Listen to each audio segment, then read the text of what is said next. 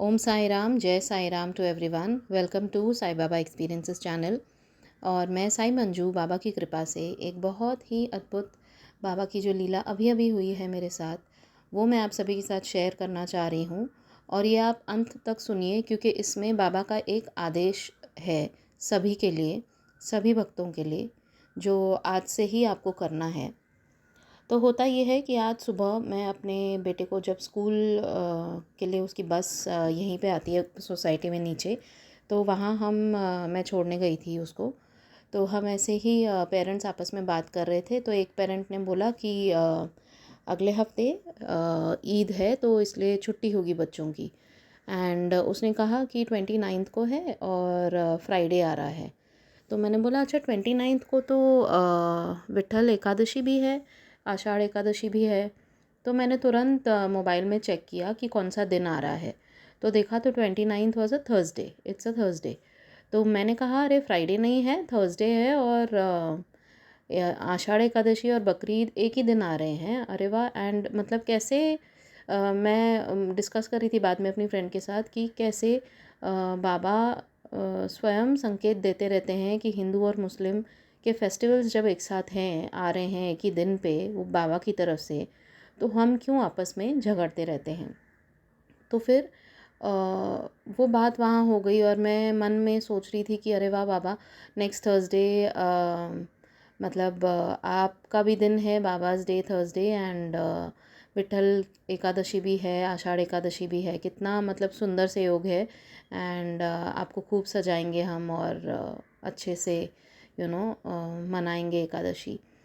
तो यहाँ महाराष्ट्र में बहुत है एकादशी का महत्व। आषाढ़ एकादशी का विट्ठल भगवान का दिन कहा जाता है और बहुत ही सुंदर, मतलब लोग ना वारकरी कहा जाता है, जो जाते हैं पैदल यात्रा करते हैं आषाढ़ एकादशी तक, वहाँ पहुँचते हैं और दर्शन लेते हैं बाबा के विट्ठल रूप में। और बाबा ने तो कहा ही है, बाबा के आरती में है ही कि शिरडी माझे पंढरपुर। तो बाबा ही विट्ठल हैं, विट्ठल भगवान का रूप हैं बाबा। तो इतना सुंदर बाबा ने आगे संदेश दिया। आज मुझे महापारायण के चैप्टर नंबर्स मिले 3 और 4।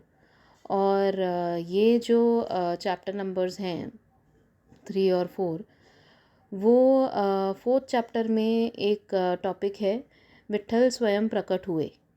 तो मैं उसका एक जो पैराग्राफ है आपको सिर्फ पढ़ के सुना रही हूँ और फिर मैं आगे आपको बताऊँगी कि बाबा का क्या आदेश है। तो विट्ठल स्वयं प्रकट हुए में लिखा गया है, श्री साईं बाबा की ईश्वर चिंतन और भजन में विशेष अभिरुचि थी। वे सदैव अल्लाह मालिक पुकारते थे और तथा भक्तों से कीर्तन सप्ताह करवाते थे। इसे नाम सप्ताह भी कहा जाता है।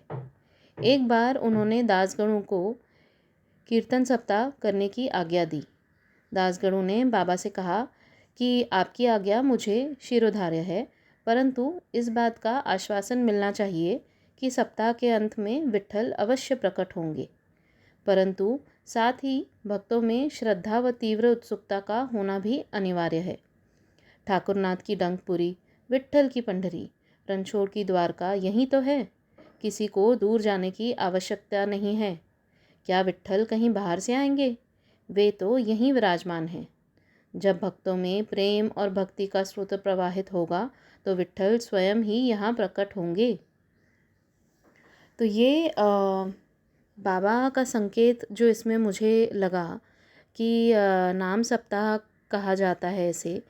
ऑफकोर्स उसमें कीर्तन करने का उनको था, लेकिन मेरे मन में आया कि नाम सप्ताह मतलब हम अगर इस पूरे हफ्ते, यानी कि आज थर्सडे से अगले थर्सडे तक नाम सप्ताह करके बाबा का नाम जपें तो कितना अच्छा होगा। बाबा के किसी रूप का भी नाम 108 बार हम रोज़, क्या कितने मिनट लगते हैं 108 बार नाम जप करने में? एक मिनट भी नहीं लगता, लेकिन रोज़ करना है और भक्ति भाव से करना है। तो मैंने बाबा से पूछा कि बाबा, जो मेरे मन में विचार आ रहे हैं क्या वो सही हैं? क्या आप चाहते हो कि सारे भक्त हम मिलके नाम सप्ताह करें? तो बाबा ने कहा यस, उनका उत्तर आया। और बाबा का आदेश है कि हम आज से लेके अगले एक हफ्ते तक, यानी कि नेक्स्ट थर्सडे तक, आषाढ़ एकादशी तक नाम सप्ताह करें। रोज़ बाबा का नाम जप करें, किसी भी रूप का। आप चाहे जो नाम ले लीजिए, बाबा ने कहा है चाहे आप साईं साईं जपिए, चाहे विट्ठल विट्ठल जपिए, चाहे आप राम नाम जपिए, जो आप नाम जपते हैं, कृष्ण कृष्ण जपते हैं वो जपिए, लेकिन नाम जप कीजिए रोज़। और एक और संकेत मतलब जो मैं सोच रही थी 108 बार, तो बाबा ने कैसे उसके ऊपर भी मंजूरी दी कि आज जो मैं जब पूजा कर रही थी बाबा की, तो बाबा का जो मंदिर मतलब मेरा है, उसमें मैं आसन बिछाती हूँ एक कपड़े का। तो वो जो कपड़ा मैंने आज चूज़ किया था, जो बाबा के कपड़े हैं जो अलग से मैंने रखे हुए हैं, उनमें से जो मैंने आज आसन चूज़ किया था, उसके ऊपर 108 नंबर छपा हुआ है वो कपड़े के ऊपर। तो दिस वाज़ अ कन्फर्मेशन कि बाबा कह रहे हैं कि 108 बार रोज़ आपको नाम जपना है।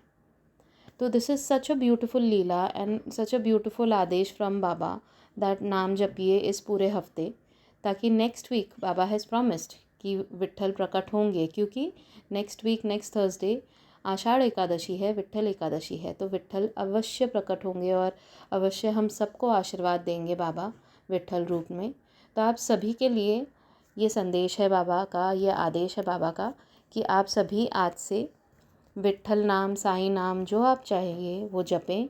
आप लिख सकते हैं 108 बार, या आप बोल सकते हैं 108 बार, जप सकते हैं, जप कर सकते हैं, वो आपके ऊपर है। बाबा ने कहा है वो एनीथिंग विल डू, इधर राइटिंग और मन में जपना, कुछ भी आप कर सकते हैं, लेकिन नाम जप करना ज़रूर है।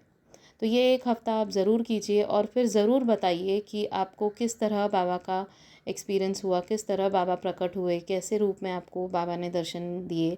ज़रूर कमेंट सेक्शन में हमें बताइएगा। मैं बाबा की लीलाओं का गुणगान आगे फिर इसी का पार्ट 2 करके बताऊंगी, अगर आप लोग हम मुझे बताएंगे कि कैसे बाबा ने आप लोगों को दर्शन दिए और कैसे आशीर्वाद मिले आपको। तो मैं आशा करती हूँ कि आप सब ये वीडियो आज ज़रूर शेयर करेंगे बाकी अपने फ्रेंड्स रिलेटिव्स के साथ, कि जहाँ तक हो सके नाम जप अगर हम बाबा का करते रहेंगे, बाबा की ही आज्ञा है, तो सबका भला होगा, सबके कर्म कटते चले जाएंगे और बाबा का आशीर्वाद बहुत सारा मिलेगा आप लोगों को। ना जाने कौन सी आपकी इच्छा पूर्ण हो जाए इस एक हफ्ते में। तो बस बाबा का नाम जपिए और बोलिए विट्ठल विट्ठल, जय हरि विट्ठल, जय साई राम, ओम साई राम।